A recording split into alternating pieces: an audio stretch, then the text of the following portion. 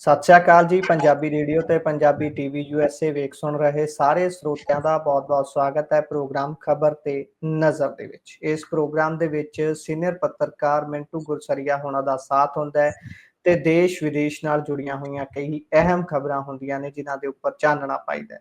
ਸੋ ਉਹਨਾਂ ਨੂੰ ਪ੍ਰੋਗਰਾਮ ਦੇ ਵਿੱਚ ਸਭ ਤੋਂ ਪਹਿਲਾਂ ਸ਼ਾਮਲ ਕਰਦੇ ਹਾਂ। ਬਹੁਤ-ਬਹੁਤ ਸਵਾਗਤ ਹੈ ਮਿੰਟੂ। ਸ਼ੁਕਰੀਆ ਸਾਰਿਆਂ ਨੂੰ। ਸਤਿ ਸ੍ਰੀ ਅਕਾਲ ਜੀ। ਸਤਿ ਸ਼੍ਰੀ ਅਕਾਲ ਜੀ। ਸੋ ਸਭ ਤੋਂ ਪਹਿਲਾਂ ਅੱਜ ਦੇ ਸਾਡੇ ਜਿਹੜੇ ਸਪਾਂਸਰਸ ਨੇ ਉਹਨਾਂ ਦਾ ਧੰਨਵਾਦ ਕਰਦੇ ਚੱਲੀਏ। ਖਾਲਸਾ ਇੰਸ਼ੋਰੈਂਸ ਲੰਬੇ ਸਮੇਂ ਤੋਂ ਇੰਸ਼ੋਰੈਂਸ ਦੇ ਖੇਤਰ ਦੇ ਵਿੱਚ ਆਪਣੀਆਂ ਸੇਵਾਵਾਂ ਨਿਭਾ ਰਹੇ ਨੇ। ਸੰਪਰਕ ਕਰ ਸਕਦੇ ਹੋ ਤੁਸੀਂ ਇਹਨਾਂ ਦੇ ਨਾਲ। ਨੰਬਰ ਹੈ 408 272 2500। ਟਿਰਕੀਆਣਾ ਇਮੀਗ੍ਰੇਸ਼ਨ ਲਾ ਫਰਮ ਜੇ ਟਿਰਕੀਆਣਾ ਹੁਣਾਂ ਨਾਲ ਸੰਪਰਕ ਕਰ ਸਕਦੇ ਹੋ ਤੁਸੀਂ ਜੇਕਰ ਇਮੀਗ੍ਰੇਸ਼ਨ ਬਾਬਤ ਕਿਸੇ ਤਰ੍ਹਾਂ ਦੀ ਸਲਾਹ ਕਰਨੀ ਹੈ। Krishan Dhanota Yuba City, Baljinder Singh Nijjar Woodland, GN lube ਵਾਲੇ ਟਰੱਕ ਵਾਸ਼ ਕਰਦੇ ਨੇ, ਆਇਲ ਚੇਂਜ ਕਰਦੇ ਨੇ, 에ਅਰ ਬ੍ਰੇਕਸ ਦਾ ਕੰਮ ਤਸੱਲੀ ਬਖਸ਼ ਕਰਦੇ ਨੇ। ਤੁਸੀਂ ਇਹਨਾਂ ਦੇ ਕੋਲੋਂ ਨਵੇਂ ਪੁਰਾਣੇ ਟਾਇਰ ਵੀ ਖਰੀਦ ਸਕਦੇ ਹੋ। ਲੋਕੇਸ਼ਨ ਸੈਂਟਾਨੀਲਾ ਦੇ ਵਿੱਚ ਹੈ।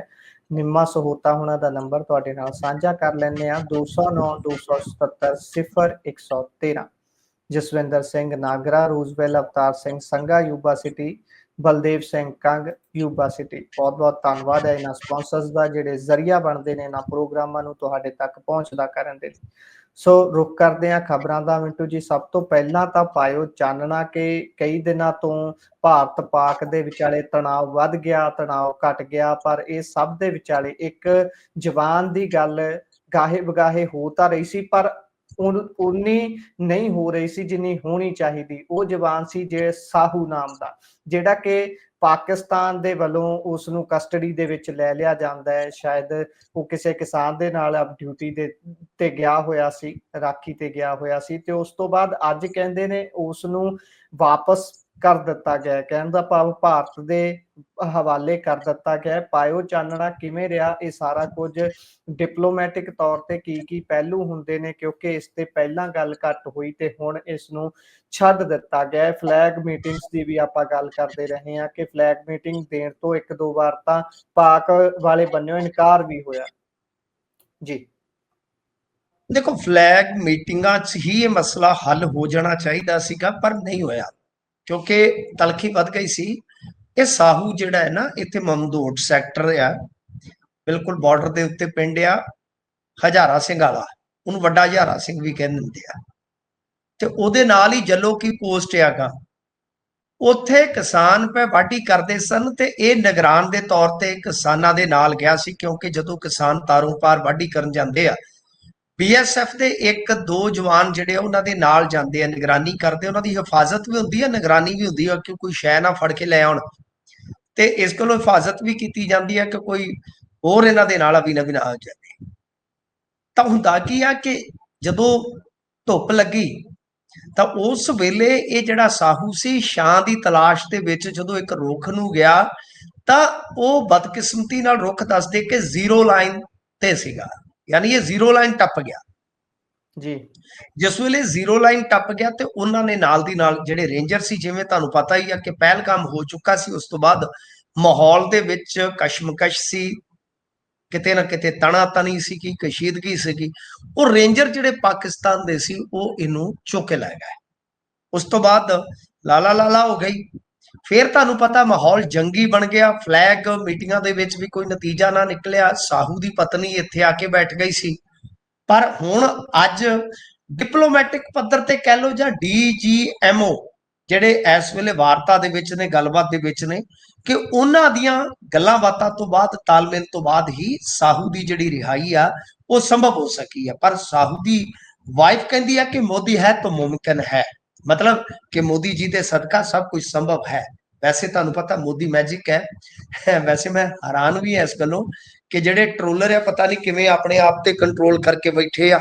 ਜਿਸ ਹਿਸਾਬ ਨਾਲ ਉਹ ਨਰਵਨੇ ਨੂੰ, ਹਿਮਾਂਸ਼ੀ ਨੂੰ, ਮਿਸਰੀ ਨੂੰ ਟਰੋਲ ਕਰ ਗਏ ਸੀਗੇ, ਸ਼ਾਇਦ ਮੋਦੀ ਸਾਹਿਬ ਦੀ ਜੁੱਤੀ ਤੋਂ ਡਰਦੇ ਆ ਜਾਂ ਉਹ ਪਿਆਰ ਹੀ ਇੰਨਾ ਕਰਦੇ ਆ ਕਿ ਮੋਦੀ ਸਾਹਿਬ ਦੀ ਹਰ ਗਲਤੀ, ਜਿਵੇਂ ਕਹਿੰਦੇ ਸਾਤ ਖੂਨ ਮਾਫ, ਪਰ ਅੰਦਰੇ ਅੰਦਰ ਰਿਝੇ ਤੇ ਬਹੁਤ ਨੇ। ਕਿਉਂਕਿ ਉਹਨਾਂ ਦੇ ਤਵਾਜ਼ਨ ਦੇ ਵਿੱਚ, ਜ਼ਹਿਨੀਅਤ ਦੇ ਵਿੱਚ ਇਹ ਗੱਲ ਜਿਹੜੀ ਆ ਉਹ ਸਾਫ਼ ਦਿਖ ਗਈ ਸੀ ਕਿ ਹੁਣ ਇਸਲਾਮਾਬਾਦ ਵੀ ਕੁੱਟ ਲਿਆ, ਹੁਣ ਕਰਾਚੀ ਵੀ ਤਬਾਹ ਕਰ ਦਿੱਤਾ, ਹੁਣ ਲਾਹੌਰ ਵੀ ਕਾਬੂ ਹੋ ਗਿਆ। ਤੇ ਜਦੋਂ ਜਦੋਂ ਐਂਡ ਤੇ ਸੀਜ਼ਫਾਇਰ ਹੋਈ ਤੇ ਫਿਰ ਉਹਨਾਂ ਨੂੰ ਬਿਲਕੁਲ ਐ ਬਰਫ਼ ਵਾਂਗੂ ਜੰਮਣਾ ਪਿਆ। ਤਾਂ ਇਹ ਸ਼ੁਕਰ ਆ ਕਿ ਮੋਦੀ ਸਾਹਿਬ ਦੀ ਟ੍ਰੋਲਿੰਗ ਨਹੀਂ ਹੋਈ, ਅਦਰਵਾਈਜ਼ ਉਹਨਾਂ ਨੇ ਚਾਹੇ ਕੋਈ ਜੰਗ ਦਾ ਵਿਰੋਧੀ ਸੀ, ਇਸ ਦਾ ਹਮਾਇਤੀ ਸੀ, ਚਾਹੇ ਕਿਸੇ ਨੇ ਜੰਗਬੰਦੀ ਦਾ ਬਈ ਖੁੱਲੇ ਰੂਪ ਦੇ ਵਿੱਚ ਸਮਰਥਨ ਕਰ ਦਿੱਤਾ, ਚਾਹੇ ਕਿਸੇ ਨੇ ਕਸ਼ਮੀਰੀਆਂ ਨੂੰ ਆਪਣਾ ਕਹਿ ਦਿੱਤਾ, ਚਾਹੇ ਕੋਈ ਹੋਰ ਗੱਲ ਹੋਈ, ਇਹਨਾਂ ਨੇ ਧੀ ਦੀ ਭੈਣ ਦੀ ਕਰ ਛੱਡੀ ਆ। ਤਾਂ ਮੈਨੂੰ ਇਸ ਗੱਲੋਂ ਥੋੜੀ ਹੈਰਾਨਗੀ ਵੀ ਹੋਈ, ਖੁਸ਼ੀ ਵੀ ਹੋਈ ਕਿ ਇਹਨਾਂ ਨੇ ਘੱਟੋ ਘੱਟ ਸਾਡੇ ਪ੍ਰਧਾਨ ਮੰਤਰੀ ਨੂੰ ਟ੍ਰੋਲ ਨਹੀਂ ਕੀਤਾ। ਇਸ ਤੋਂ ਇਲਾਵਾ ਜੇ ਆਪਾਂ ਅੱਜ ਦੀਆਂ ਇਹੋ ਜਿਹੀਆਂ ਖਬਰਾਂ ਤੇ ਗੱਲ ਕਰੀਏ ਕਿ ਹੋਰ ਕੀ ਕੁਛ ਰਿਹਾ ਹੈ, ਤਾਂ ਪੀਆਈਬੀ ਨੇ ਦੱਸਿਆ ਕਿ ਭਾਰਤ ਦੀ 에ਅਰ ਸਟ੍ਰਾਈਕ ਦੇ ਨਾਲ ਸਾਡੇ ਸਾਰੇ ਜਿਹੜੇ ਐਸੈਟ ਸੀਗੇ ਉਹ ਸੁਰੱਖਿਅਤ ਰਹੇ ਨੇ। ਸੋ ਇਹ ਕਹਿ ਲਓ ਕਿ ਇੱਕ ਕਾਫੀ ਵੱਡੀ ਸਟੇਟਮੈਂਟ ਆ। ਜੇ ਇੱਧਰ ਆਪਾਂ ਕਾਂਗਰਸ ਦੀ ਗੱਲ ਕਰੀਏ, ਉਹ ਕਹਿੰਦੇ ਕਿ ਸੀਜ਼ਫਾਇਰ ਦਾ ਐਲਾਨ ਸੀ, ਜਿਹੜਾ ਸੀਜ਼ਫਾਇਰ ਗੋਲੀਬਾਰੀ ਕਹਿ ਲਓ, ਜੰਗੀ ਬੰਦੀ ਕਹਿ ਲਓ, ਜੋ ਵੀ ਆ, ਤੇ ਇਹਦਾ ਐਲਾਨ ਟਰੰਪ ਨੇ ਕਿਉਂ ਕੀਤਾ? ਪੀਐਮ ਮੋਦੀ ਦੱਸਣ। ਇਸਰੋ ਬੋਲਿਆ ਕਿ ਯੁੱਧ ਦੇ ਹਾਲਾਤ ਦੇ ਵਿੱਚ ਸੈਟੇਲਾਈਟ ਨੇ ਪੂਰੀ ਤਰ੍ਹਾਂ ਤੱਟ ਰੇਖਾ ਤੇ ਉੱਤਰੀ ਹਿੱਸੇ ਤੇ ਨਜ਼ਰ ਰੱਖੀ ਹੈ। ਇਸਰੋ ਵਾਲਿਆਂ ਨੇ ਵੀ ਕਹਿ ਲਓ ਕਿ ਆਪਰੇਸ਼ਨ ਸਿੰਧੂਰ ਦੇ ਵਿੱਚ ਇਹ ਯੋਗਦਾਨ ਜਿਹੜਾ ਆਪਣਾ ਗਿਣਾਇਆ। ਸੋ ਕਾਫੀ ਅੱਜ ਪੀਆਈਬੀ ਦੇ ਜੇ ਤੁਸੀਂ ਦੇਖੋਗੇ ਪ੍ਰੈਸ ਨੋਟ ਜਿਹੜੇ ਆ ਕਾਫੀ ਦੇਖਣ ਵਾਲੇ। ਪਰ ਇਸ ਸਾਰੇ ਦੇ ਦਰਮਿਆਨ ਤੁਰਕੀ ਤੇ ਚੀਨ ਦੇ ਕੁਝ ਐਕਸ ਅਕਾਊਂਟ ਜਿਹੜੇ ਆ ਉਹ ਬਲੌਕ ਕੀਤੇ ਗਏ, ਪਰ ਉਹ ਸ਼ਾਇਦ ਬਲੌਕਿੰਗ 5 ਘੰਟੇ ਰਹੀ ਆ। ਇੱਧਰ ਤੁਰਕੀ ਦੇ ਸੇਬਾਂ ਦਾ ਬਾਈਕਾਟ ਹੋ ਗਿਆ। ਇੱਕ ਤੇ ਤੁਹਾਨੂੰ ਪਤਾ ਨਾ ਬਾਈਕਾਟ ਅਸੀਂ ਬਹੁਤ ਖੇਡਦੇ ਆ। ਤੇ ਨਾਲ ਹੀ ਜੇਐਨਯੂ ਨੇ ਜੋ ਇਹਨਾਂ ਦੇ ਨਾਲ ਮੈਮੋਰੰਡਮ ਆਫ ਅੰਡਰਸਟੈਂਡਿੰਗ ਜਿਹੜਾ ਹੈ ਉਹ ਸਾਈਨ ਕੀਤਾ ਸੀਗਾ, ਉਸ ਨੂੰ ਤੋੜ ਦਿੱਤਾ ਹੈ ਜੀ। ਐਮਓਯੂ ਜਿਹੜਾ ਇਹਨਾਂ ਨੇ ਸਾਈਨ ਕੀਤਾ ਸੀਗਾ ਉਹ ਤੋੜ ਦਿੱਤਾ। ਤਾਂ ਤੁਰਕੀ ਕਿਉਂ? ਤੁਰਕੀ ਦੇ ਨਾਲ ਜਿਹੜੇ ਤਾਲੁਕਾਤ ਖਰਾਬ ਹੋ ਰਹੇ ਨੇ, ਵੈਸੇ ਜ਼ਿਆਦਾ ਭਾਰਤ ਦੇ ਨੇ ਹੈ ਨਹੀਂ ਸੀਗੇ। ਤੁਹਾਨੂੰ ਯਾਦ ਹੋਣਾ ਤੁਰਕੀ 'ਚ ਜਦੋਂ ਇੱਕ ਕੁਦਰਤੀ ਵਿਪਤਾ ਆਈ ਸੀ ਪਿਛਲੇ ਸਮੇਂ ਦੇ ਦੌਰਾਨ, ਉਸ ਵੇਲੇ ਇੰਡੀਆ ਨੇ ਉਹਨਾਂ ਦੀ ਥੋੜੀ ਹੈਲਪ ਵੀ ਕੀਤੀ ਸੀਗੀ। ਤਾਂ ਉਦੋਂ ਲੱਗਦਾ ਸੀਗਾ ਕਿ ਮਾਹੌਲ ਥੋੜਾ ਜਿਹਾ ਹੁਣ ਕੁੜੱਤਣ ਤੋਂ ਮਿੱਠਤ ਵੱਲ ਆ ਜਾਏਗਾ। ਪਰ ਗੱਲ ਇਹ ਆ ਕਿ ਤੁਰਕੀ ਦੇ ਸਿਰ ਤੇ ਇੱਕ ਭੂਤ ਸਵਾਰ ਆ, ਉਹ ਮੁਸਲਮਾਨਾਂ ਦਾ ਕਹਿ ਲਓ ਕਿ ਆਗੂ ਬਣ ਕੇ ਹੀ, ਜਿਵੇਂ ਖਲੀਫਾ, ਉਹ ਉਸ ਪੈਟਰਨ ਤੇ ਹੀ ਚੱਲਦਾ। ਆਟੋਮਨ ਸਾਮਰਾਜ, ਉਹ ਬਹੁਤ ਵੱਡਾ ਇਤਿਹਾਸ ਹੈ। ਗੁਰਪ੍ਰੀਤ ਜੀ ਕਿਸੇ ਦਿਨ ਕਿਤੇ ਗੱਲ ਸਮੇਂ ਅਨੁਸਾਰ ਹੋਈ ਤੇ ਜ਼ਰੂਰ ਉਹਦੇ ਤੇ ਗੱਲ ਕਰਾਂਗੇ ਕਿ ਮਿਡਲ ਈਸਟ ਦੇ ਵਿੱਚ ਕਿਵੇਂ ਫਿਰ ਫਸਟ ਵਰਲਡ ਵਾਰ ਤੋਂ ਬਾਅਦ ਨਕਸ਼ੇ ਬਣੇ ਤੇ ਕਿਵੇਂ ਸਭ ਕੁਝ ਗੋਰਿਆਂ ਨੇ ਕੀਤਾ ਕਰਾਇਆ। ਪਰ ਉਸ ਤੋਂ ਬਾਅਦ ਤੁਰਕੀ ਅੱਜ ਫਿਰ ਆਪਣੀ ਉਹ ਸ਼ਾਨ ਬਹਾਲੀ ਦੇ ਚੱਕਰ ਦੇ ਵਿੱਚ ਆ। ਸੋ ਇਹ ਆ ਕਿ ਤੁਰਕੀ ਪਾਕਿਸਤਾਨ ਦੀ ਸਪੋਰਟ ਕਰਦਾ। ਤੁਰਕੀ ਦਾ ਇੱਕ ਪਿੱਠੂ ਅਜ਼ਰਬੈਜਾਨ ਉਹ ਨਾਲ ਹੀ ਰਹਿੰਦਾ। ਤਾਂ ਗੱਲ ਇਹ ਆ ਕਿ ਇਹ ਦੋਵੇਂ ਦੇਸ਼ ਜਿਹੜੇ ਆ ਖੁੱਲ ਕੇ ਇੱਧਰ ਸਪੋਰਟ ਦੇ ਵਿੱਚ ਸਨ। ਤੇ ਜਦੋਂ ਹੁਣ ਇੰਡੀਆ ਦੇ ਵਿੱਚ ਇਹ ਸਾਰੀਆਂ ਚੀਜ਼ਾਂ ਆਈਆਂ ਨੇ ਸਾਹਮਣੇ, ਤਾਂ ਇਹਨਾਂ ਨੇ ਬਾਈਕਾਟ ਖੇਡਣਾ ਸ਼ੁਰੂ ਕਰ ਦਿੱਤਾ। ਪਰ ਮੈਂ ਸਮਝਦਾ ਕਿ ਬਾਈਕਾਟ ਮਸਲਿਆਂ ਦਾ ਹੱਲ ਨਹੀਂ ਹੁੰਦਾ। ਕੂਟਨੀਤਿਕ ਤੌਰ ਤੇ ਤੁਹਾਨੂੰ ਹੋਰ ਅਪਰੋਚ ਤੇ ਰਣਨੀਤੀ ਘੜਨ ਦੀ ਜ਼ਰੂਰਤ ਹੁੰਦੀ ਆ। ਪਰ ਤੁਰਕੀ ਦਾ ਜਿਹੜਾ ਇਹ ਸਭ ਕੁਝ ਆ ਉਹ ਇਸੇ ਕਰਕੇ ਹੋਇਆ ਕਿਉਂਕਿ ਡਰੋਨ ਜਿਹੜੇ ਆ ਤੁਰਕੀ ਮੇਡ ਸੀਗੇ। ਤੁਹਾਨੂੰ ਸਾਰਿਆਂ ਨੂੰ ਪਤਾ ਹੋਣਾ ਕਿ ਮਿਲਟਰੀ ਨੇ ਉਸ ਦੀ ਪੁਸ਼ਟੀ ਵੀ ਕੀਤੀ ਸੀ। ਤਾਂ ਬਹਰਹਾਲ ਇਹੀ ਆ ਕਿ ਤੁਰਕੀ ਦਾ ਬਾਈਕਾਟ ਜਿਹੜਾ ਹੈ ਉਹ ਵੱਡੇ ਪੱਧਰ ਤੇ ਕੀਤਾ ਜਾ ਰਿਹਾ। ਦੇਖੋ ਕਿੰਨਾ ਕੁ ਅਸਰ ਹੋਏਗਾ। ਸੈਰ ਸਪਾਟਾ ਵੀ ਕਹਿੰਦੇ ਕਿ ਆਪਾਂ ਬੰਦ ਕਰ ਦੇਣਾ। ਤੁਹਾਨੂੰ ਪਤਾ ਹੀ ਹੈ ਮਾਲਦੀਵ ਦੇ ਨਾਲ ਵੀ ਇੱਕ ਵਾਰੀ ਇਸ ਤਰ੍ਹਾਂ ਹੋਇਆ ਸੀਗਾ ਕਿ ਸੈਰ ਸਪਾਟੇ ਦਾ ਬਾਈਕਾਟ ਹੋਇਆ ਸੀ। ਹਾਲਾਂਕਿ ਫਿਰ ਬਾਅਦ ਦੇ ਵਿੱਚ ਕੁਝ ਚੀਜ਼ਾਂ ਨਾਰਮਲ ਹੋ ਗਈਆਂ ਸਨ। ਹੁਣ ਤੁਰਕੀ ਦੇ ਨਾਲ ਰਿਸ਼ਤਾ ਨਾਰਮਲ ਹੋਏਗਾ ਕਿ ਨਹੀਂ, ਪਰ ਮੈਂ ਤੇ ਇੱਕ ਭਵਿੱਖਬਾਣੀ ਵੀ ਸੁਣ ਰਿਹਾ ਸੀਗਾ। ਕੋਈ ਸੱਜਣ ਸੀ, ਉਸਨੇ 2 ਸਾਲ ਪਹਿਲਾਂ ਭਵਿੱਖਬਾਣੀ ਕੀਤੀ ਸੀ ਕਿ ਇਸ ਤਰ੍ਹਾਂ ਦਾ ਜੰਗ ਹੋਏਗਾ। ਹਾਲਾਂਕਿ ਉਹਨਾਂ ਦੀ ਇਹ ਭਵਿੱਖਬਾਣੀ ਅੱਧੀ ਸੀ। ਉਹਨਾਂ ਨੇ ਨਾਲ ਕਿਹਾ ਸੀ ਕਿ ਜੰਗ ਬੜੀ ਲੰਬੀ ਚੱਲੇਗੀ, ਪਰ ਲੰਬੀ ਨਹੀਂ ਚੱਲੀ। ਪਰ ਉਹ ਕਹਿੰਦੇ ਕਿ ਹਾਲੇ ਰੁਕਿਆ ਨਹੀਂ, ਹਾਲੇ ਹੋਏਗੀ ਜੰਗ। ਤੇ ਨਾਲ ਭਵਿੱਖਬਾਣੀ ਇਹ ਕੀਤੀ ਆ ਕਿ ਭਾਈ ਤੁਰਕੀ ਜਿਹੜਾ ਹੈ ਉਹ 11 ਕੇ 17 ਮੁਸਲਮਾਨਾਂ ਦੇਸ਼ ਦੀ ਅਗਵਾਈ ਦੇ ਵਿੱਚ, ਕਹਿ ਲਓ ਤੁਰਕੀ ਦੀ ਅਗਵਾਈ ਵੈਸੇ ਹੋਏਗੀ ਕਿ ਉਹ ਹਮਲਾ ਕਰਨਗੇ ਇੰਡੀਆ ਤੇ ਚਾਈਨਾ ਦੀ ਸਪੋਰਟ ਦੇ ਨਾਲ। ਉਹ ਭਵਿੱਖਬਾਣੀਆਂ ਨੇ ਦੇਖੋ ਸਭ ਨੂੰ ਹੱਕ ਆ। ਪਰ ਤੁਰਕੀ ਦਾ ਬਹਰਹਾਲ ਬਹੁਤ ਵੱਡੇ ਪੱਧਰ ਤੇ ਇੰਡੀਆ ਦੇ ਵਿੱਚ ਬਾਈਕਾਟ ਜਿਹੜਾ ਉਹ ਕੀਤਾ ਜਾ ਰਿਹਾ ਜੀ। ਜੀ, ਜਿੱਦਾਂ ਤੁਸੀਂ ਚਾਨਣਾ ਪਾਇਆ ਕਿ ਬਾਈਕਾਟ ਸਾਨੂੰ ਜ਼ਿਆਦਾ ਖੇਡਣਾ ਆਉਂਦਾ ਹੈ।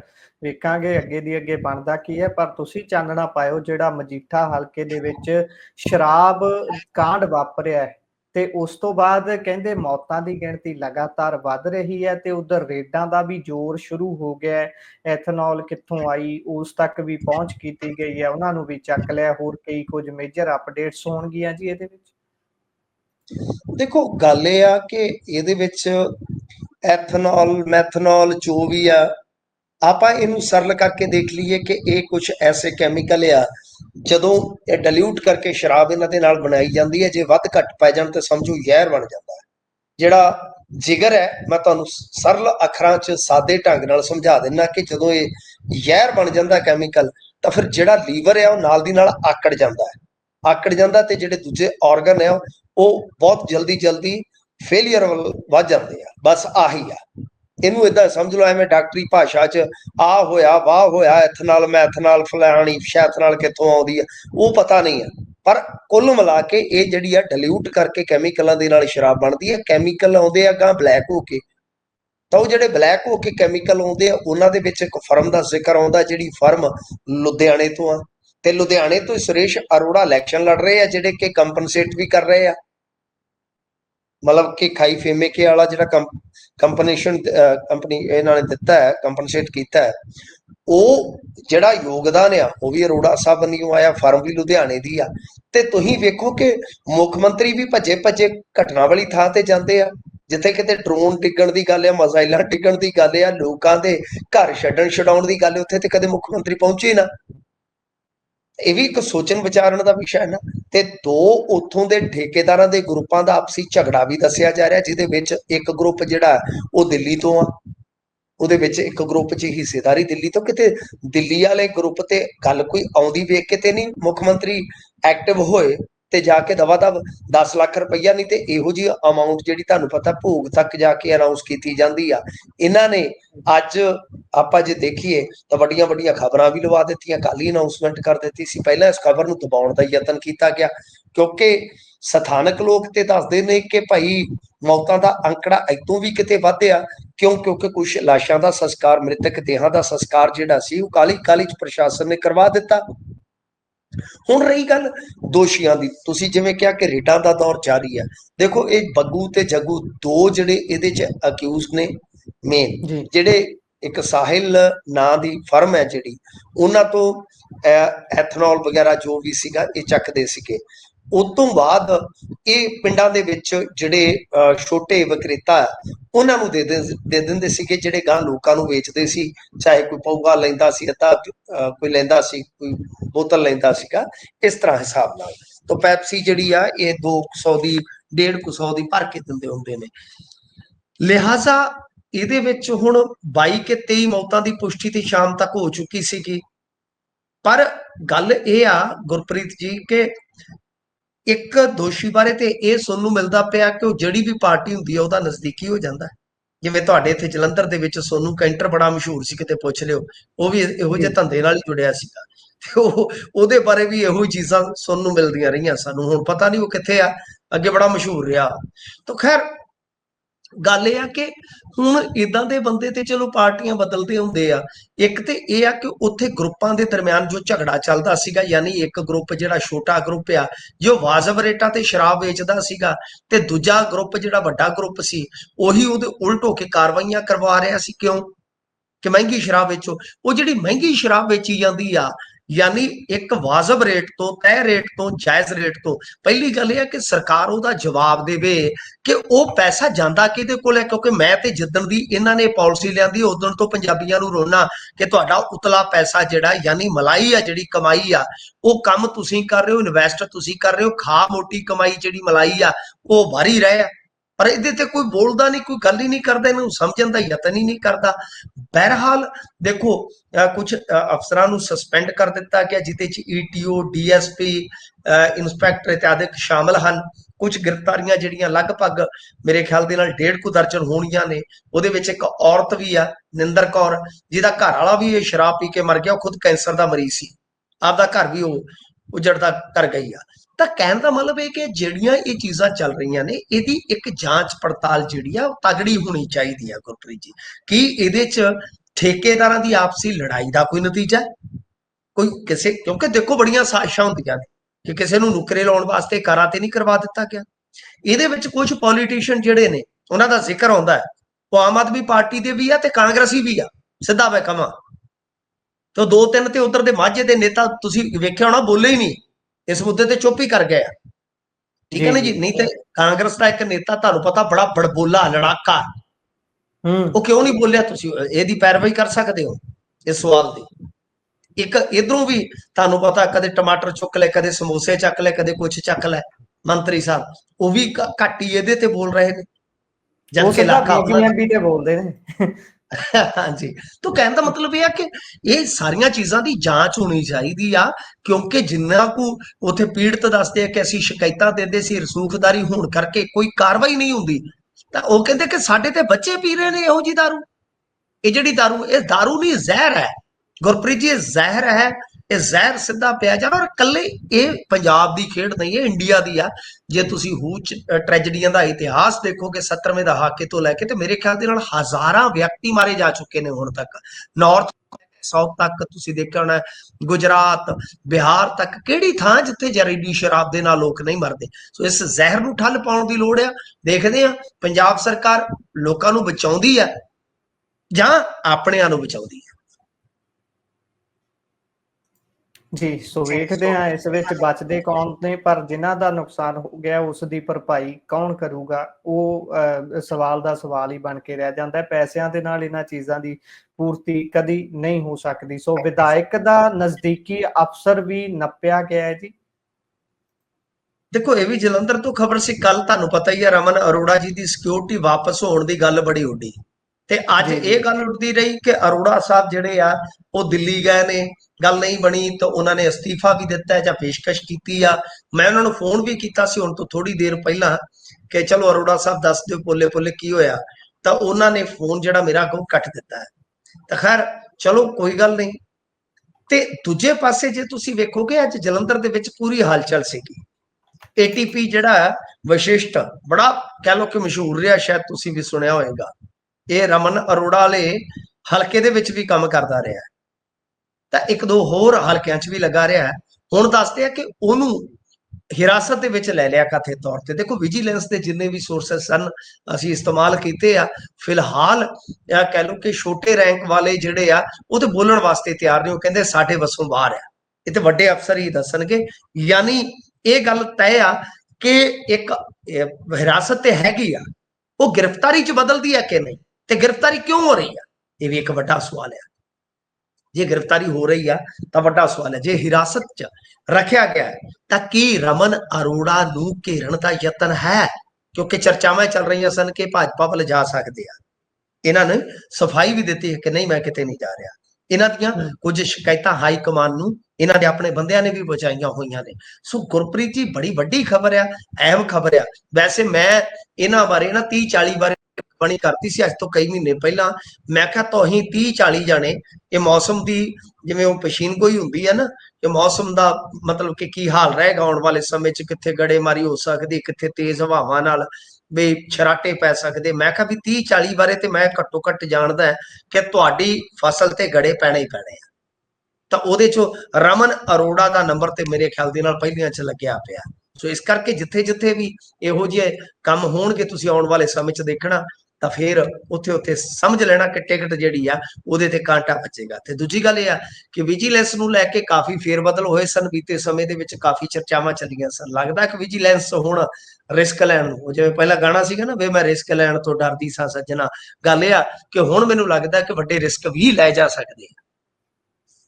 ਜੀ, ਸੋ ਵੇਖਦੇ ਆ ਇਹ ਕੇਸ ਭਾ ਪੈਂਦੀ ਯਾਰੀ ਵਾਲੀ ਗੱਲ ਹੁਣ ਹੋ ਗਈ ਹੈ। ਸੋ ਬੀਬੀਐਮਬੀ ਤੇ ਹਾਈ ਕੋਰਟ ਵਿੱਚ ਸੁਣਵਾਈ ਹੋਈ ਹੈ ਤੇ ਨੋਟਿਸ ਜਾਰੀ ਹੋਏ ਨੇ ਕੁਝ ਕਿ ਇਹਨੂੰ ਆਪਣੀ ਜਿੱਤ ਵਜੋਂ ਪ੍ਰਚਾਰਿਆ ਜਾ ਰਿਹਾ, ਖਾਸ ਤੌਰ ਤੇ ਪੰਜਾਬ ਸਰਕਾਰ ਦੇ ਵੱਲੋਂ।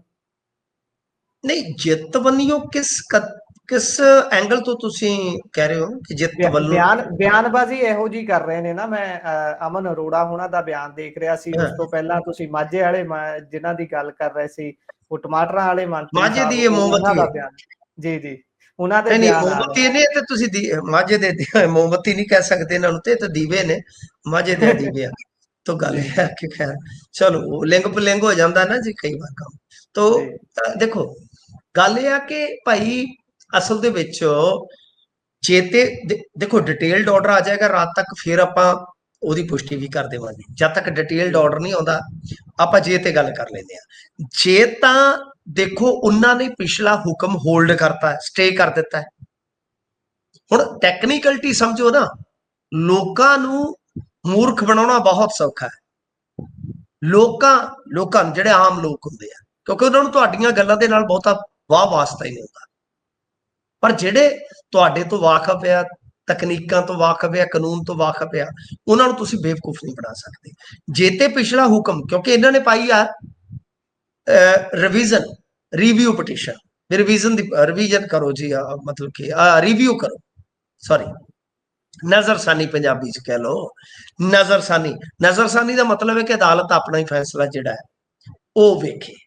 ਤਾਂ ਉਹਦੇ ਚ ਇਹ ਹੁੰਦਾ ਕਿ ਬਹੁਤ ਘੱਟ ਇਮਕਾਨ ਹੁੰਦਾ ਹੈ ਕਿ ਭਾਈ ਕੋਈ ਕੋਰਟ ਆਪਦਾ ਫੈਸਲਾ ਬਦਲੇ। ਹੁਣ ਵੱਡਾ ਸਵਾਲ ਇਹ ਹੈ ਕਿ ਕੀ ਤੁਸੀਂ ਸੁਪਰੀਮ ਕੋਰਟ ਚ ਨਹੀਂ ਸੀ ਜਾ ਸਕਦੇ?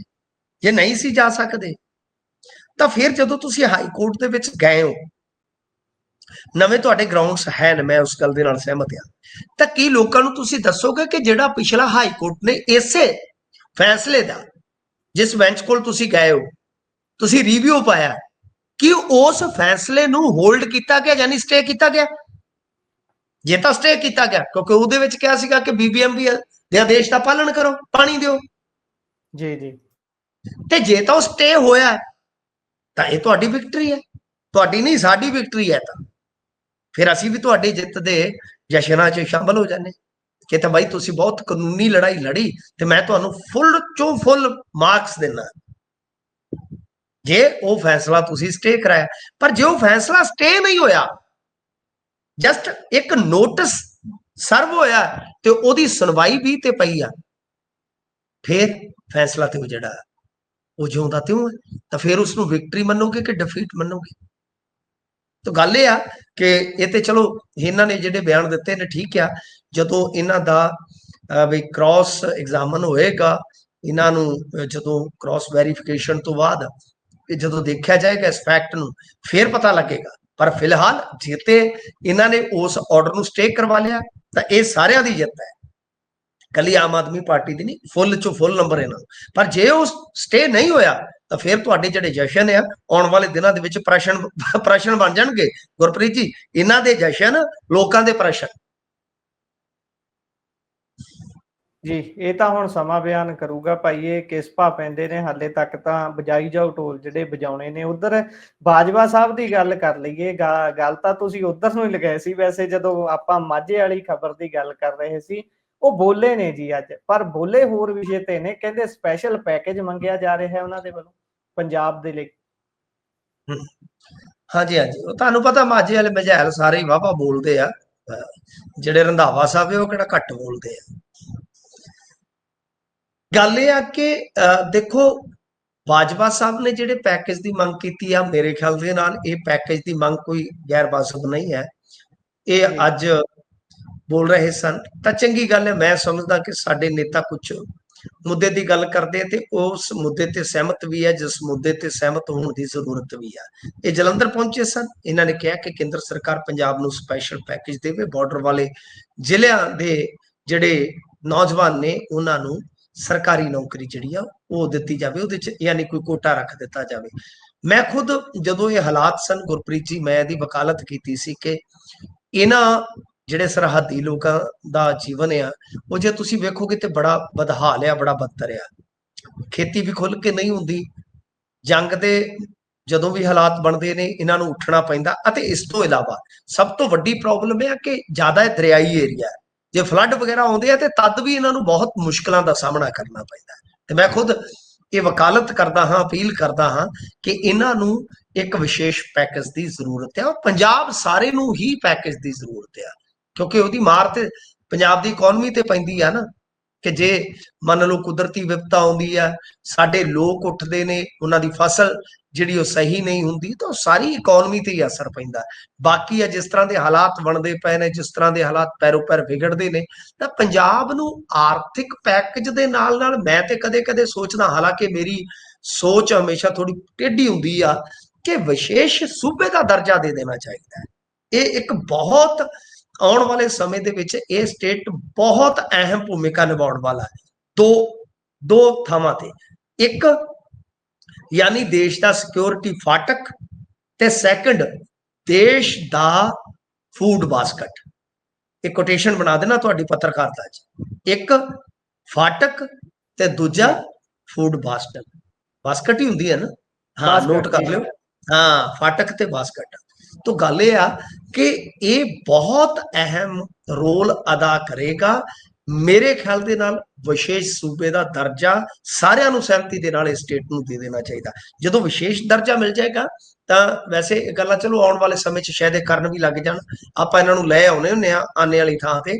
ਤਾਂ ਜਦੋਂ ਵਿਸ਼ੇਸ਼ ਸੂਬੇ ਦਾ ਦਰਜਾ ਮਿਲ ਜਾਏਗਾ, ਜਿਹੜਾ ਕਿ ਬੰਦ ਕੀਤਾ ਹੋਇਆ, ਹੁਣ ਦਿੰਦੇ ਨਹੀਂ ਕਿਸੇ ਨੂੰ, ਬਹੁਤ ਸੂਬੇ ਮੰਗ ਕਰ ਰਹੇ ਨੇ, ਡਿਮਾਂਡ ਕਰ ਰਹੇ ਨੇ, ਪਰ ਜੇ ਆਪਾਂ ਦੇਖੀਏ ਬਿਹਾਰ ਦੀ ਡਿਮਾਂਡ ਜਾਂ यूपी ਵਗੈਰਾ ਦੀ ਡਿਮਾਂਡ ਉਹ ਹੁਣ ਪਤਲੀ ਪੈ ਗਈ ਆ। ਉਹਨਾਂ ਦੀ ਇਕਨੋਮੀ ਹੌਲੀ ਹੌਲੀ ਪਰੜੀ ਤੇ ਚੜ੍ਹਨ ਲੱਗ ਪਈ ਆ, ਅਸੀਂ ਆਪਦੀ ਡੰਡ ਲਵਾ ਬੈਠੇ ਆ। ਤਾਂ ਅਸੀਂ ਇਹਨਾਂ ਆਧਾਰਾਂ ਤੇ ਕਿ ਆਉਣ ਵਾਲੇ ਸਮੇਂ 'ਚ ਫੂਡ ਕ੍ਰਾਈਸਿਸ ਵੀ ਹੋ ਸਕਦਾ ਹੈ, ਆਉਣ ਵਾਲੇ ਸਮੇਂ ਦੇ ਵਿੱਚ ਯੁੱਧ ਵਰਗੇ ਹਾਲਾਤ ਬਣੇ ਰਹਿ ਸਕਦੇ ਆ। ਸੋ ਇਸ ਸਟੇਟ ਨੂੰ ਕਾਇਮ ਰੱਖਣਾ ਬਹੁਤ ਜ਼ਰੂਰੀ ਆ, ਜਿਸ ਸਟੇਟ ਨੂੰ ਕਹਿ ਲਓ ਕਿ ਕੁੱਬਾ ਸਾਡੇ ਆਪਣਿਆਂ ਨੇ ਕੀਤਾ, ਇਹਦੇ 'ਚ ਕੋਈ ਸ਼ੱਕ ਨਹੀਂ। ਇਹ ਉਹੀ ਲੋਕ ਨੇ ਜਿਨ੍ਹਾਂ ਦੀ ਅਗਲੀ ਪੀੜ੍ਹੀ ਹੋ ਸਕਦੀ, ਪਹਿਲੀ ਪੀੜ੍ਹੀ, ਜਾਂ ਇਹ ਵੀ ਸ਼ਾਮਲ ਹੋ ਸਕਦੇ ਆ ਕਿ ਜਿਨ੍ਹਾਂ ਨੇ ਇੱਥੋਂ ਤੱਕ ਪਹੁੰਚਾਇਆ, ਉਹ ਵੀ ਅੱਜ ਵਿਸ਼ੇਸ਼ ਆਰਥਿਕ ਪੈਕੇਜ ਮੰਗਦੇ ਨੇ। ਜੀ ਉਹੀ ਜਦੋਂ ਚੰਡੀਗੜ੍ਹ ਦੀ ਕਿਸੇ ਸੈਕਟਰ ਦੇ ਵਿੱਚੋਂ ਲੰਘੀਦਾ ਹੈ ਨਾ, ਰਿਹਾਇਸ਼ੀ ਏਰੀਏ ਦੇ ਵਿੱਚੋਂ ਲੰਘੀਦਾ, ਤਾਂ ਉੱਥੇ ਲੱਗੇ ਸ਼ੀਸ਼ੇ 'ਚੋਂ ਝਾਤ ਇਹੀ ਪੈਂਦੀ ਹੈ ਕਿ ਪੰਜਾਬੀਆਂ ਦੇ ਖੂਨ ਪਸੀਨੇ ਦਾ ਹੀ ਹੈ। ਮੈਂ ਤਾਂ ਖਾਸ ਤੌਰ ਤੇ ਇਹੀ ਸੋਚਦਾ ਹੁੰਦਾ ਵੀ ਭਾਈ ਇਹਦੇ 'ਚੋਂ ਕਿੰਨੇ ਕੁ ਸਹੀ ਤਰੀਕੇ ਨਾਲ ਕਮਾ ਕੇ ਲਿਆਏ ਹੋਣਗੇ, ਫੇਰ ਲਾਇਆ ਹੋਊ, ਤੇ ਕਿੰਨੇ ਕੁ ਉਹ ਹੋਣਗੇ ਜਿਨ੍ਹਾਂ ਨੇ ਬਸ ਹੁੰਝਾ ਹੀ ਫੇਰਿਆ। ਬੜੀ ਹੈਰਾਨੀ ਹੁੰਦੀ ਹੈ ਇਸ ਗੱਲ ਤੇ ਉੱਤੇ। ਜੀ ਸੋ ਅਗਲੀ ਖਬਰ ਦਾ ਆਪਾਂ ਰੁਖ ਕਰੀਏ ਤੇ ਉਧਰ ਹਿਮਾਚਲ ਦੇ ਝੋਨੇ ਵਾਲੇ ਬੀ ਦੇ ਵਿੱਚ ਅਜਿਹਾ ਕੀ ਹੈ ਕਿ ਸਾਰੇ ਉਧਰ ਨੂੰ ਤੁਰੇ ਹੋਏ ਨੇ। ਕਹਿੰਦੇ ਲੋਕ ਬੜਾ ਖਾਸਾ ਲੈ ਕੇ ਆ ਰਹੇ ਨੇ ਹਾਈਬ੍ਰਿਡ ਝੋਨੇ ਦਾ ਬੀ ਹਿਮਾਚਲ ਤੋਂ ਜਾ ਕੇ। ਦੇਖੋ ਮੁੜ ਕੇ ਸੜਕਾਂ ਤੇ ਬਹਿ ਜਾਣਗੇ ਕਿ ਸਾਡਾ ਝੋਨਾ ਨਹੀਂ ਤੁਲਦਾ, ਠੀਕ ਹੈ ਨਾ ਜੀ। ਹੁਣ ਜਦੋਂ ਸਰਕਾਰ ਨੇ ਬੈਨ ਕੀਤਾ ਹੈ, ਦੇਖੋ ਮੇਰਾ ਖੁਦ ਦਾ ਭਰਾ ਜਿਹੜਾ ਕਹਿ ਲਓ ਕਿ ਉਹਦਾ ਸ਼ੈਲਰ ਵੀ ਸੀ, ਆੜਤੀਆ ਵੀ ਸੀ, ਟਰਾਂਸਪੋਰਟਰ ਸੀ, ਤੇ ਬਿਲਕੁਲ ਤੁਹਾਡੀ ਉਮਰ ਦਾ ਸੀਗਾ, ਛੋਟੀ ਜਿਹੀ ਉਮਰ ਦਾ। ਤਾਂ ਹੁਣ ਆਪਦਾ ਬਿਜ਼ਨਸ ਘਟਾ ਰਿਹਾ ਸਮੇਂ ਅਨੁਸਾਰ। ਮੈਂ ਤੋਂ ਛੋਟਾ ਸੀਗਾ, ਛੋਟਾ ਹੁੰਦਾ ਹੀ ਮੇਰੇ ਨਾਲ ਪ੍ਰੇਮ ਹੈ, ਉਹਦਾ ਭਰਾ ਬਣਿਆ ਮੈਂ। ਤਾਂ ਮੈਂ ਉਸ ਨੂੰ ਜਦੋਂ ਪੁੱਛਿਆ ਤਾਂ ਉਹਨੇ ਜਿਹੜੇ ਕਾਰਨ ਗਿਣਾਏ ਕਿ ਕਿਉਂ ਇਸ ਬਿਜ਼ਨਸ ਤੋਂ ਉਹ ਪਾਸਾ ਵੱਟ ਰਿਹਾ, ਘਟਾ ਰਿਹਾ, ਨਿਕਲ ਰਿਹਾ, ਕਿ ਛੋਟੀ ਉਮਰ 'ਚ ਇੰਨਾ ਤਗੜਾ ਬਿਜ਼ਨਸ ਇਕੱਠਾ ਕਰ ਜਾਣਾ, ਲੈ ਜਾਣਾ। ਤਾਂ ਉਸਨੇ ਜਿਹੜੇ ਕਾਰਨ ਗਿਣਾਏ ਮੈਨੂੰ ਇੰਨੇ ਵਜ਼ਨਦਾਰ ਲੱਗੇ, ਤੇ ਮੈਂ ਕਹਿ ਲਓ ਕਿ ਮਾਣ ਕਰਦਾ ਆਪਣੇ ਆਪ ਤੇ ਕਿ ਸਾਡਾ ਬੰਦਾ ਯਾਰ ਇੰਨਾ ਵਿਜ਼ਨਰੀ ਹੈ, ਕਿੰਨੀ ਛੋਟੀ ਉਮਰ 'ਚ ਇੰਨਾ ਕੁਝ ਖੱਟ ਕੇ ਤੇ ਦੁਬਾਰਾ ਹੌਲੀ ਹੌਲੀ ਉਹਨੇ ਘਟਾਉਣਾ ਸ਼ੁਰੂ ਕਰ ਦਿੱਤਾ। ਕਿਉਂ? ਕਿਉਂਕਿ ਭਵਿੱਖ ਉਸ ਨੂੰ ਦਿਸ ਰਿਹਾ ਇਸੇ ਇੰਡਸਟਰੀ ਦਾ, ਸ਼ੈਲਰ ਇੰਡਸਟਰੀ ਦਾ ਵੀ, ਜਾਂ ਫਲਾਂ ਦਾ ਵੀ। ਤਾਂ ਹੁਣ ਗੱਲ ਜਿਹੜੀ ਹੈ ਨਾ ਉਹ ਇਹ ਆ ਕਿ ਸ਼ੈਲਰ ਇੰਡਸਟਰੀ ਨੇ ਕਹਿਤਾ ਕਿ ਅਸੀਂ ਇਹ ਨਹੀਂ ਜੇ ਚੁੱਕਣਾ। ਉਹਦਾ ਕਾਰਨ ਇਹ ਆ ਕਿ ਝੋਨਾ ਜਿਹੜਾ ਹੈ ਉਹ ਇਹਦੇ ਚੋਂ ਚੌਲ ਜਿਹੜਾ ਹੈ ਉਹ 47 ਕਿਲੋ ਤੋਂ ਲੈ ਕੇ 60 ਦੇ ਕਰੀਬ ਜਾਂ ਇੱਥੇ ਜੇ ਨਿਕਲਦਾ ਹੈ, ਤਾਂ ਸਾਨੂੰ ਜਿਹੜਾ ਹੈ ਉਹ ਕੁਆਂਟਲ ਦਾ 67 ਕਿਲੋ ਦੇਣਾ ਹੁੰਦਾ ਚੌਲ। ਅਸੀਂ ਘਾਟਾ ਕਿਉਂ ਖਾਈਏ? ਐਤਕੀ ਕਾਟ ਇਸੇ ਚੱਕਰ 'ਚ ਲੱਗੀ। ਲੋਕ ਹਾਈਬ੍ਰਿਡ ਝੋਨਾ ਇਸ ਕਰਕੇ ਬੀਜਦੇ ਆ ਕਿ 2 ਮਹੀਨਿਆਂ 'ਚ ਤਿਆਰ ਹੋ ਜਾਂਦਾ, ਠੀਕ ਹੈ, ਮਾੜੀ ਚੰਗੀ ਜ਼ਮੀਨ 'ਚ ਵੀ ਹੋ ਜਾਂਦਾ। ਕੁਝ ਖਾਸ ਇਲਾਕਿਆਂ 'ਚ ਤੇ ਮੇਰੇ ਖਿਆਲ ਦੇ ਨਾਲ ਹਾਈਬ੍ਰਿਡ ਬੀਜਣ ਦੀ ਇਜਾਜ਼ਤ ਦੇ ਦੇਣੀ ਚਾਹੀਦੀ, ਜਿਵੇਂ ਸਾਡੇ ਇੱਧਰ ਸੇਮ ਵਾਲਾ ਏਰੀਆ, ਸ਼ੋਰੇ ਵਾਲਾ ਏਰੀਆ, ਦੇ ਦੇਣੀ ਚਾਹੀਦੀ ਹੈ, ਇਹ ਮੇਰਾ ਮੰਨਣਾ ਹੈ, ਠੀਕ ਹੈ ਨਾ ਜੀ। ਬਟ ਹੁਣ ਬਹੁਤ ਸਾਰੇ ਇਲਾਕਿਆਂ ਦੇ ਵਿੱਚ ਹਾਈਬ੍ਰਿਡ ਝੋਨਾ ਲਾਇਆ ਜਾ ਰਿਹਾ। ਔਰ ਪਤਾ ਕੀ ਸੋਚ ਕੇ ਇੱਕ ਦਿਨ, ਚਲੋ ਹੋਰ ਮੈਂ ਤੁਹਾਨੂੰ ਦੱਸਦਾ, ਇੱਕ ਹੋਰ ਆੜਤੀਆ ਮੈਂ ਦੇਖਿਆ, ਮੇਰੇ ਨਾਲ ਬੈਠਾ ਸੀ ਇੱਕ ਦਿਨ, ਤੇ ਉਹਨੂੰ ਫੋਨ ਆਇਆ ਕਿਸੇ ਦਾ, ਤਾਂ ਉਹ ਆਪਣੇ ਫਾਰਮਰ ਨੂੰ ਕਹਿ ਰਿਹਾ ਸੀਗਾ ਕਿ ਦੇਖ ਬਾਈ ਪੈਸੇ ਮੈਂ ਦੇ ਦੇਣਾ ਜਿੱਥੋਂ ਤੈਨੂੰ ਬੀ ਮਿਲਦਾ, ਕਿਉਂਕਿ ਸਾਡੇ ਏਰੀਏ 'ਚ ਦੇਖੋ ਰਾਜਸਥਾਨ ਨਾਲ ਲਿਆ, ਹਰਿਆਣਾ ਨਾਲ ਲਿਆ, ਤੇ ਲੋਕ ਹਰਿਆਣੇ 'ਚੋਂ ਜਾ ਕੇ ਬਹੁਤ ਆਸਾਨੀ ਨਾਲ ਲੈ ਆਉਂਦੇ ਇਹ ਚੀਜ਼ਾਂ, ਕਿਉਂਕਿ ਜੋ ਆਪਣੇ ਚੱਲਦਾ ਸਾਡੇ ਇੱਥੇ ਨਾਲ ਹਰਿਆਣੇ ਵਾਲੀ ਪੈਲੀ ਤਾਂ ਉਹੀ ਸੇਮ ਹੈ ਨਾ ਸਾਡੇ। ਤਾਂ ਉਹ ਕਹਿ ਰਿਹਾ ਸੀਗਾ ਕਿ ਪੈਸੇ ਲੈ ਜਾ, ਜਿੱਥੋਂ ਤੈਨੂੰ ਬੀ ਮਿਲਦਾ ਲੈ ਲਾ। ਹੈਲੋ ਹੈਲੋ ਜੀ ਜੀ ਜੀ ਸੁਣ ਪਾ ਰਿਹਾ ਹਾਂ ਜੀ।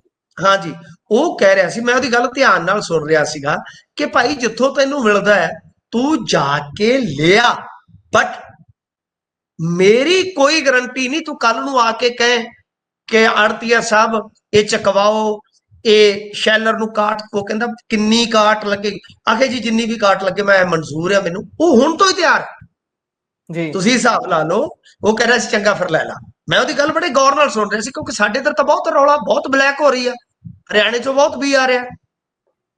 ਤਾਂ ਕਹਿਣ ਦਾ ਮਤਲਬ ਇਹ ਆ ਕਿ ਮੈਂ ਹੈਰਾਨ ਰਹਿ ਗਿਆ ਕਿ ਇਹ ਤੇ ਆਪ ਤਿਆਰ। ਉਹ ਕਹਿ ਰਿਹਾ ਸੀ, ਕਹਿੰਦਾ ਤੁਹਾਨੂੰ ਧਰਨੇ ਵੀ ਨਹੀਂ ਲਾਉਣ ਦੇਣੇ ਗਵਰਨਮੈਂਟ ਨੇ, ਕਿਉਂਕਿ ਉਹਨਾਂ ਨੇ ਪਹਿਲਾਂ ਹੀ ਕਿਹਾ ਕਿ ਅਸੀਂ ਇਹ ਬੀਜਣ ਨਹੀਂ ਦੇਣਾ, ਅਸੀਂ ਇਹ ਚੁੱਕਣਾ ਨਹੀਂ।